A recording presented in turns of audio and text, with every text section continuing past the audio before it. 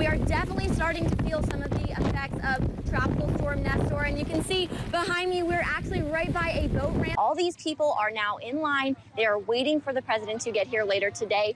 Of course, the gates don't even open until 4 p.m. and the rally doesn't even start until 7. It feels great to say that we are finally standing on the beach here at the City Pier in Panama City Beach. And you can see behind me there are quite a few people already enjoying the beach and the golf as well. Good morning, everyone. Just getting a workout in on this Monday morning, and it is so exciting because the Planet Fitness here in Parker is finally reopening. And you can already see that they have pushed back the mesh siding in preparation for today. If you also take a look over here, they already have signage which spells out the limited beach access guidelines. If you are caught on your cell phone while you are driving on the roadways, Florida Highway Patrol troopers now can pull you over and give you a ticket. They've been here for a few hours, and they actually have a pretty funny shirt this morning, and this is a tradition for you guys. What does those shirts say? It is definitely cold out here. There is actually ice on this boat. I don't know if you can see it, but how is the rest of the weekend looking? Hopefully it's going to warm up. Well, the call came in around 1:30 this morning, and the Panama City Police Department has been waiting for FDLE to arrive to take over the case.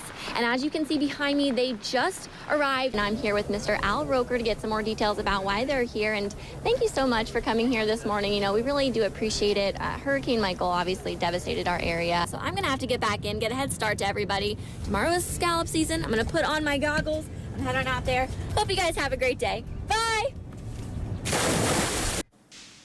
Well, this is ground zero for Hurricane Michael. Mexico Beach was practically destroyed, and it might come as a surprise that some people chose to stay here during the Category 5 hurricane. And I met two sisters that tell me they had no other choice. They had to stay. The decision to stay or go. I thought, oh gosh, what decision have I made? Is never easy when you're in the path of a hurricane. And I was thinking, please, God, let us be fine. I mean, I couldn't even fathom losing my family. Many wonder why anyone would stay. But for sisters Susan and Martha of Mexico Beach, they had their reasons. Everybody's screaming at us, why did you stay? Well, you would have stayed too. They stayed because they couldn't leave their 93-year-old mother, who was on hospice, bedridden and dying. They knew moving her would be too difficult. And the storm was really not a Category 5 yet or anything. We said, she's dying, we'll keep her here, because transferring her, where were we going to take her? And what if she was in a shelter and she died? What were we going to do? Their elderly mother was living on the first floor of Susan's home since 2015. Well, she had been doing very well, and then she took a really decline in her health. And she was dying, and we knew it, and it's hard to talk about. The sisters decided to ride out the storm, keeping careful watch on their mother. We knew, you know, through the storm, we weren't going to have caregivers, and everybody was going to help care for Mom. Well, that plan changed quickly. Oh my God, water. And I looked, and coming in under the front door, it was like a little puddle just started, you know, and it just got bigger and bigger. Water started to pour into Susan's home, so the sisters had to carry their mother up these stairs to safety, and the water eventually stopped right here. That we looked at each other and said, Mother, both of us, just, you know, and we ran in there, and I said, we'll carry her like in a hammock. And that's the only way I know to get her up the stairs, so we did. Then they waited as their world started coming apart. And I had been diagnosed with breast cancer the year before. I looked at my sister and I said, I didn't survive breast cancer to die in a hurricane. And I really felt that way. They watched as cars, a mobile home, and debris floated down the street. It looked like the Colorado River flowing by the house. We came downstairs, and it was like to a world you wouldn't believe. Nothing was here. And I can remember looking and thinking, good God, this is like an atomic bomb. The second floor of Susan's home, where they kept watch over their mother, amazingly withstood the storm. Just next door at Martha's house, it was total devastation. It was like a washing machine inside my house. Everything was ruined. Many lost their lives, but Susan and Martha's family survived against all odds. And they were looking for survivors and dead bodies, and we came downstairs, and they're going, where were you? Upstairs. And really, and they said, do you know how lucky you are? Yeah.